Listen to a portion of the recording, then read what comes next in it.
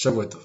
Alors, en fait, ce qu'on va faire, on va résumer un petit peu un sujet qu'on a vu, donc on a dit la semaine dernière. Alors, je vais essayer de, comme il n'y a pas grand monde sur ce sujet-là, de le faire en résumé, et après on va expliquer. L'idée de départ, elle est comme ça. On a ce qu'on appelle 4 yesodot, okay, 4 éléments de base dans le monde qui sont l'eau, le feu, l'air et la terre. Jusque-là, vous êtes avec moi. Donc, c'est en hébreu, c'est Maïm, Esh, Ruach, Ve'afa. Okay. Maintenant, ces quatre yesodot-là, ces 4 éléments, ils correspondent en fait, donc d'après ce que j'ai compris la semaine dernière, ou il y a 2 semaines, au niveau dans le monde du Mashiach, du Goël, le libérateur, et le Mashiach. Parce qu'il y a ce qu'on appelle dans la Torah 3 degrés de compréhension, 3 degrés dans tout ce qui peut exister par rapport à un sujet. Alors ça, la source elle est où? Elle est dans le Matan Torah, on dit Ve'ahar Hashan Kulo. La montagne a été totalement de Hashan. Et là sur ça, le Sefer Yetzirah dit c'est quoi Hashan? C'est les premières lettres de Olam, Shana, Nefesh. Olam c'est le monde, donc c'est l'espace. Shana c'est l'année, donc c'est le temps. Nefesh c'est l'âme. Okay, donc c'est l'homme dans l'espace-temps, pour résumer. Donc par rapport au fameux 515, Ken Chamesh Mod de Chamesh, il serait la gématria de Yosef Moshe David. On a une autre gématria, donc c'est la gématria de Vaitranan, de Shira, de Tfila, etc. Il y a beaucoup de sujets qui sont dans ce 515 là. Donc la valeur numérique des noms de Yosef Moshe David, ça fait 515. La valeur numérique des noms de Adam, Noach et Avram, c'est 351. On va expliquer maintenant pourquoi je dis tout ça ici, on va faire le pont. Ces 3 premiers tzadikim, qui sont Adam, Noach, Avram, ils ont un lien direct avec les 3 derniers, qui sont Yosef, Moshe et David, qui ont quitté ce monde à Mitrat Shabbat. C'est pour ça qu'on dit Tzidkatra, Mitrat Shabbat, ça correspond chacun des Tzidkatra à ces 3 tzadikim-là. Maintenant, on avait expliqué déjà longuement, on ne va pas revenir sur ça dans le détail, mais on va juste rappeler, Adam a donné 70 ans de vie à David Améler. Adam, c'est le premier, David Améler, c'est David Malka Meshira, donc c'est le Mashiach, donc lui il est le premier, lui il est le dernier, entre guillemets. Maintenant, l'autre c'est Noach, et le Hari Akadosh nous dit Moshe c'est Noach. Pourquoi? Parce que Moshe, il va vivre 120 ans. L'Irega, du Zayin Adar au Zayin Adar, du 7 Adar au 7 Adar, et il vient réparer le travail ou le non-travail de Noach parce qu'il a construit l'arche pendant 120 ans. Et d'après le Hari, c'est une lecture, il dit qu'il n'y a pas eu assez de travail de sa part pour sauver les gens. Donc comme il n'a pas sauvé les gens, vient Moshe et toute sa vie à lui, c'est quoi? C'est sauver le peuple juif à chaque instant. Et qu'est-ce qu'il dit à tel point qu'il fait ça en réparation? Il dit Mechenina misifrecha, efface-moi de ton livre. Efface-moi ton livre par rapport à ce qui s'est passé quand Dieu a effacé toute la création. Et le troisième, c'est Avram et Yosef. Avram, c'est le premier qui fait Brit Mila, 99 ans, et Yosef, son niveau, c'est Yesod, union de Brit. Donc ça, c'est, on a dit 515 et 351. Alors là où c'est intéressant, c'est quoi? C'est que le Yesod de Ruach et de Esh, et de la gématria des deux ensemble, ça fait 515 exactement. Et Afar, qui correspond à la mort, c'est l'élément le plus lourd, c'est l'élément qui n'a pas de vie, le Ruach, le souffle. Il y a une vie en lui-même, le feu, bien entendu, et l'eau. Il y a une vitalité là-bas, positive, négative, il y a une vitalité. Dans la terre, la correspondance de la terre, c'est la mort. Mais Afar bata Afar tachouf, tu viens de la terre, tu retourneras à la terre. Donc le Afar, okay, avec le Kolel, pourquoi avec le Kolel, avec les valeurs numériques du mot lui-même, ça fait 351. La valeur numérique de Adam, Noach, Avram. Donc c'est pas Mémicré, parce que le Kolel, c'est quoi? C'est Avram. Avram, en fait, il est Chesed. Et lui, il a reçu ce qu'on appelle Srar Kulam, il a réparé les 2 premiers. Donc, comme il a réparé les 2 premiers, il a changé, c'est un switch dans l'histoire. Il y a, depuis Adam Rishon jusqu'à Avram, on parle de 2000 ans de Tohu, on dit, puis il y a 2000 ans de Torah à partir d'Avram, et 2000 ans d'Yemot HaMashiach. Donc, Avram, c'est une clé dans l'histoire, c'est un homme. Donc, lui, comme il est Chesed, on rajoute le Kolel, ça correspond à ce qu'on appelle des Chassadim dans la sans rentrer dans le détail, dans la Gematria. Donc, 351, c'est Adam, Noach, Avram. On a 3 éléments ici. Le 4e qui nous manque, c'est Maïm. Okay, Maïm, ça correspond à notre époque. Maintenant, on va expliquer pourquoi. Alors, ce qu'on a expliqué, donc maintenant, ça c'était le préambule, ce qu'on a expliqué la semaine dernière, c'est quoi? C'est que par rapport à ça, j'avais trouvé dans le pasuk, qui est le 2e pasuk de la Torah, parce qu'on a Bereshit bara Elokim et Hashem et Ares, Dieu a créé le monde, il a créé le ciel et la terre. Chachamim disent à ce moment-là, il a tout créé, puis jour après jour, il va mettre en place les choses, entre guillemets. C'est une image, mais c'est l'idée. Le 2e pasuk qui vient dans Bereshit, le pasuk bête, c'est quoi? Va'aretz haïtato vavo, ve'chosher al pnei tehom, ve'ruach Elokim merachefet al pnei hamayim. Et j'avais compris comme ça que ruach Elokim merachefet al pnei hamayim, c'était un remez par rapport à notre situation, la situation qu'on va expliquer maintenant, par rapport à ces yesodot. Pourquoi? Parce qu'il y a marqué ve'ruach, c'est pas simplement par rapport au mot. Et il y a un pirouche, on va le voir. De Ruach, donc c'est le souffle, on a dit Ruach. Elohim, c'est le nom qui correspond à la Gvura, okay? Yitzhak, etc. Donc Elohim, c'est Esh, c'est connu, okay? L'eau, c'est Abraham, c'est le Maïm. Et le feu, ça correspond à Yitzhak, c'est la Gvura. Donc Ruach Elohim, c'est le Ruach, c'est le souffle, on a le Ruach ici, et on a le feu. Merachefet, le mot Merachefet, d'après le Haris, c'est les mêmes lettres que Rafachmet. Et 288 étincelles qui sont tombées. Alors on parle de mort, parce qu'il y a une descente, ce qu'on expliquait dans le début du Shur de Tanya tout à l'heure, en disant qu'il y a eu le Olam Atou, il y avait une discordance entre les sphérotes, à cause de ça, les mondes ont été détruits, et il y a eu un monde du Tikkun, c'est le monde qu'on connaît, dans lequel on doit réparer. Qu'est-ce qu'on doit réparer?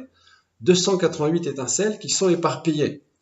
Le plus grand verrou, elle a été fait en Égypte, mais non, il nous reste, il y a 202 qui ont été faits là-bas, et 86 pour nous. Donc maintenant, c'est pour ça que c'est marqué Elohim, Elohim c'est 86. Donc, Verachefet, c'est les mêmes lettres que Rafachmet, les 288 étincelles qui sont tombées, entre guillemets, qui sont descendues et qu'on doit élever.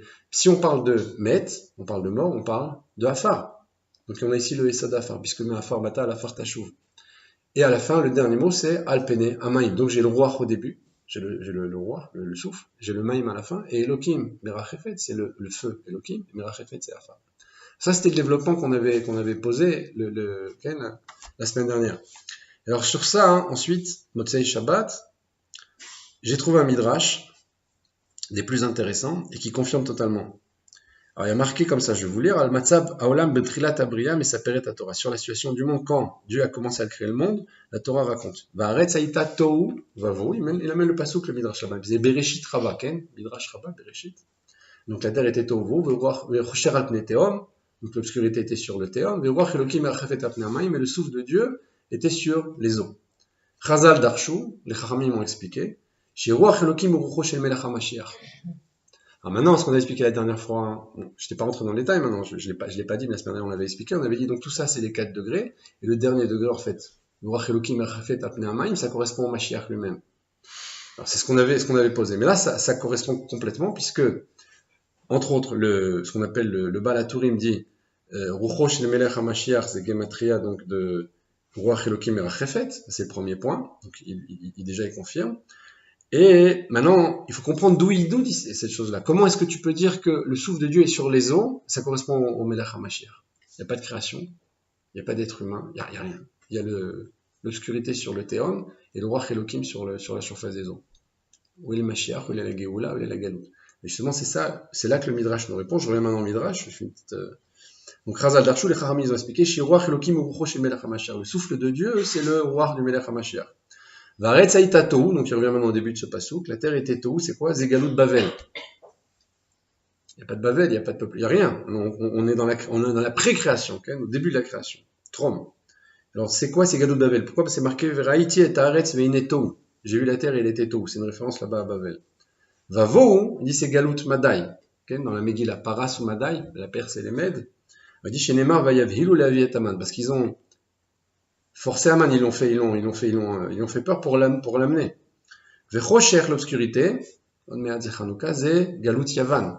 Ils ont amené le Chocher, c'est tous les chants qu'on chante avec la Hanoukia, on allume la lumière, par rapport aux Yevanim qui étaient Chocher, chez Shicha Enem chez l'Israël, Bexeroten, parce qu'ils ont obscurci les yeux du peuple juif avec leur décret. Shaïta Omeret Lahem, elle disait, donc la Yavan à l'époque, elle disait aux Juifs, Kivu Lachem al Keren Ashor, Shel Lachem el Chelek Beloke Israël. Écrivez sur les cornes du taureau que vous n'avez pas de part dans le Dieu d'Israël. Alpne Tehom, maintenant sur le Tehom c'est quoi? Dernier galout, c'est Galut Mamlechet Arishra, c'est la galout de cette Mamlechet là. Quelle Mamlechet? C'est Edom. Pourquoi? Parce que dans le rêve, pourquoi on parle de tout ça maintenant? Parce que la semaine dernière, donc je refais encore une petite digression pour expliquer comment on est arrivé à tout ça, c'est que le rêve de Yaakov c'est quoi? C'est qu'il voit sur l'échelle les anges qui montent et qui descendent. Là-bas, Rashi, les Farshim expliquent c'est quoi? Les anges qui montent et qui descendent, c'est les royautés qui vont monter, qui vont asservir le peuple juif et qui vont tomber. Donc il voit chacun monter, redescendre, mais il ne voit pas Esav redescendre. Et là il a peur. Et Dieu lui dit, même lui je vais le faire redescendre. Pourquoi? Parce que les autres galoutes c'est 70 ans, 100 ans. Le nôtre il fait plus de 2000 ans. Il n'y a plus de mesure là, on n'est plus dans les 70, 100 ans. Okay. Alors il dit même ça, même celui-là il va s'arrêter, même celui-là il va se terminer. Alors c'était le rêve de Yaakov qu'on revient maintenant sur notre sujet avec la parashat Bereshit et avec ce fameux midrash qui fait le pont. Alors il dit donc Galut Mamlechet Arisha, c'est la galoute de cette Mamlechet là, donc de Edom, chez Elem Cheker. Elle n'a pas de fin, entre guillemets, qui est une image, elle n'a pas de fin dans le sens où elle est très longue. Kémo Théom, la même façon que le Théom, il n'a pas de. L'abîme, c'est sans fin. On dit aussi ce galout-là. Ma Théom, Azé, la même façon que le Théom, l'abîme, il n'a pas de limite. Afa, Arechaim, Ken, ces Rechaim-là aussi. Les rois, Chelokim, Merachefet et le Seroucho chez Melach Mashiach. Atidak, tous ces galouets que tu vas passer, le souffle de Dieu était à la surface des eaux. Le roi du Mashiach est là, malgré tout ça. Maintenant, on n'a pas encore créé, il n'y a rien. Donc, c'est-à-dire que ce Midrash-là, il vient nous expliquer que, tu comprends en quoi c'est juste l'idée qu'on avait développée en disant que le rêve de Yaakov par rapport à ce pasouk, j'avais fait le pont. Maintenant, quand tu vois ce Midrash, c'est Bédiouk. Parce que c'est vraiment ça. C'est-à-dire qu'il te montre ici chaque mot du verset. Il te parle de galout de Bavel, de Yavan. Il n'y a pas de Bavel, il n'y a pas de Yavan. Ça, c'est une prophétie. Alors, il te dit là, maintenant, c'est le Mashiach, ce dernier-là. Pourquoi Zeroucho chez la Mashiach, Eyach ma deatama, à quoi la chose elle ressemble? Le Nachar alav, ou Hashem, le souffle de Dieu était sur lui. Donc c'était l'idée. Maintenant, je ne sais pas si ceux qui n'étaient pas au cours la semaine dernière ont saisi toute l'ampleur ou tout le sujet du début jusqu'à la fin. C'est l'idée première. C'est que ce qui a marqué ici dans ce rêve de Yaakov, et ce qu'on voit dans le Midrash, c'est ce qui a marqué dans le deuxième passouk de Bereshit, où chaque galout est annoncé en allusion. Et donc les 4 éléments dont on a parlé qui sont lequel? Alors le 4e élément c'est quoi? C'est Maïm. On a dit que Ruach et Esh, sa valeur numérique de 515, Yosef, Moshe, David. Afa, on a dit avec le Kolel parce que la Kolel ça adoucit, parce qu'Avram est venu et a changé le monde, a adouci les Gvorot, les sévérités qu'il y avait à l'époque. C'est la valeur numérique de Adam, Noach, Avram. Ça correspond à tout un talir qu'on a déjà expliqué longuement. Mais qu'est-ce qui est de Maïm? Maïm c'est la valeur numérique de Tzadik. 90. C'est quoi Tzadik? C'est l'union de Yesod. On est dans ce qu'on appelle le Elef Hashishi, le 6e millénaire. Okay, je n'apprends rien. Et ce 6e millénaire, comme dans les sphirotes, on a 6 sphirotes par rapport aux midot. Okay, on parle des midot, pas de toutes les sphirotes. La 6e sphira, c'est Yesod. Yesod, c'est le fait de garder le brit. On est dans une génération où il y a beaucoup de problèmes sur ça. Okay, ça on n'apprend rien à personne ici avec l'internet, etc. Donc l'épreuve ultime, l'épreuve suprême, elle existe dans notre génération à nous, même si elle a toujours existé. Et à quoi ça correspond? À la création du monde. Parce que le premier mot de la Torah, c'est Bereshit. Bara, Shit, il a créé le monde pour 6000 ans. Il y a une date limite, c'est 6000. Et ces 6000 là, on est en train de vivre les derniers instants, puisque comme on sait, le Shabbat peut rentrer avant. Donc l'épreuve ultime, c'est maintenant de nos jours. C'est pour ça qu'on a le dernier élément qui correspond à Maïm Gematria Tzadik et Maïm Gam. Dans la Chassidut, on écrit c'est Masmichim Kol Mine Ta'anugim. C'est ça qui développe tous les Ta'anugim. Dans la Gdusha, c'est celui qui va être attaché, c'est le Tzadik qui va être attaché à Dieu. Donc ça, c'était l'idée. Il y a des questions maintenant sur le... Ou ça a été un peu vite peut-être, non? C'est bon, c'est pas évident. Vous pouvez revoir la vidéo après, Bezrat Hashem, ça vous aidera à comprendre. Alors on va faire un pont maintenant sur la paracha de la semaine. C'est un peu plus simple, il n'y a pas de guématriote, je vous rassure. Même si le sujet est profond aussi, mais il y a une question qui m'est venue. Alors dans le Halon, je ne sais pas si c'est le Halon de Shabbat, on parle ici d'un lien qui existe entre Yaakov et Eliyahu Hanavi. Quel rapport vous me direz? Yaakov, il écrit toujours avec Chaser, Yud, Ain, Kouf, Vebet. Il n'y a pas de vav. On lit Yaakov, comme s'il y avait un vav, il n'y a pas de vav. Sauf, nous dit la Torah, dans 5 endroits. Ces 5 endroits-là, il est marqué Yaakov avec le vav. Et il nous dit comme ça, il y a 4 galoutes. La 5e fois où c'est marqué, c'est la Géoula. Qu'est-ce qui annonce la Géoula? C'est Eliyahu. Il dit Eliyahu Hanavi, c'est le contraire. Il y a marqué 5 endroits. Elia, mais pas Eliyahu. Parce que Yaakov, entre guillemets, lui a volé son vav. Et la 5e fois, il va lui rendre parce qu'Eliyahu va venir annoncer la Géoula. Et là, Yaakov, il sera au top. Et de Yaakov, il va devenir Israël, etc. Alors maintenant, cette idée-là d'Eliyahu, c'est quoi? C'est qu'Eliyahu Hanavi, bon, à part le lien qu'on a fait dans cette paracha, il y a un point qui est intéressant. Et après, on va regarder dans les psukim comment ça répond, et ça répond à beaucoup de questions, en tout cas que moi j'avais par le passé. Eliyahu Hanavi monte avec son corps. Basséara, on dit comme ça, il accompagne, Elisha l'accompagne au-delà du Yarden, et il monte avec son corps. C'est illogique, c'est incompréhensible. Le corps, c'est le corps, l'âme, c'est l'âme. C'est-à-dire qu'il arrive à un niveau extrême de purification du corps qui va lui permettre de monter avec son corps à Shamaïma, dans le ciel. Ça, c'est le premier. Je vous donne les points et après on va regarder dans le texte comment on comprend ça à la lumière de ce mot qui est une clé énorme.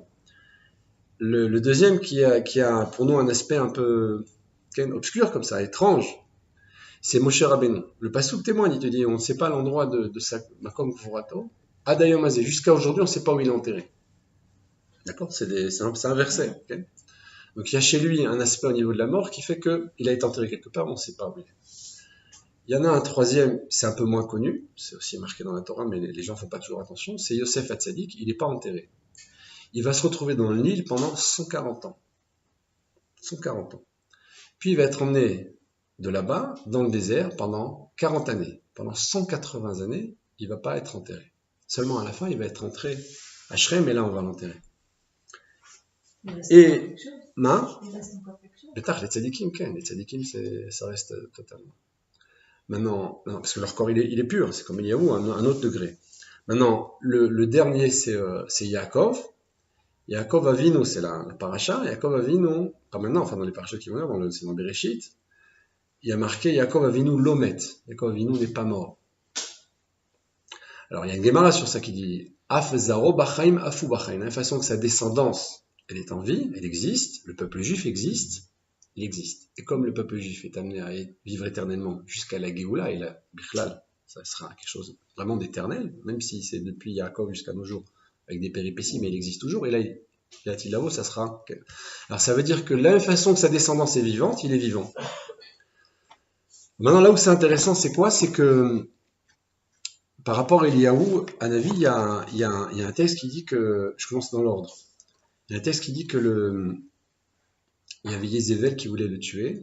Et alors il s'est exilé. Dieu lui dit là-bas, tu vas aller dans un endroit où il y a un mayan, tu vas boire là-bas de l'eau. Et pour manger, je m'occupe de toi. Tu vas recevoir par les corbeaux du pain et de la viande.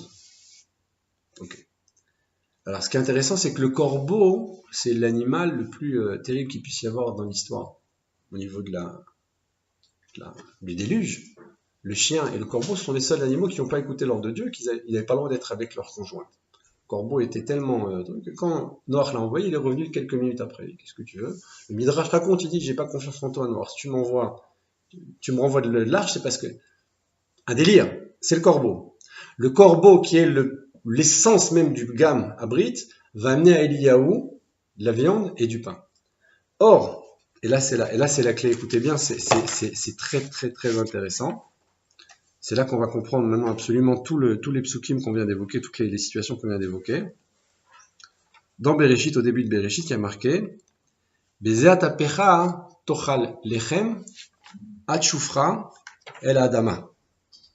À la sueur de ton front, tu vas manger le pain, jusqu'à ce que tu retournes vers la terre, qui m'émena l'ukarta, parce que de là-bas tu as été pris, qui a rafarata ve la fartachou, parce que tu es de la terre, tu retourneras à la terre. Qui est-ce qui n'a pas mangé du pain à la sueur de son front? Eliyahu. Il ne retourne pas à la terre. Il monte avec son corps.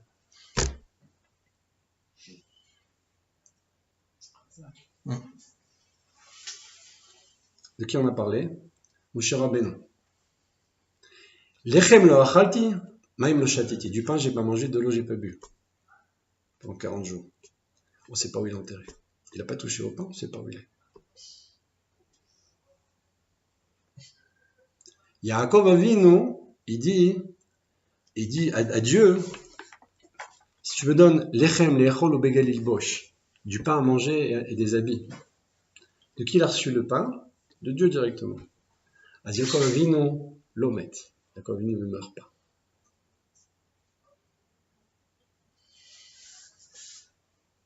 Yosef, c'est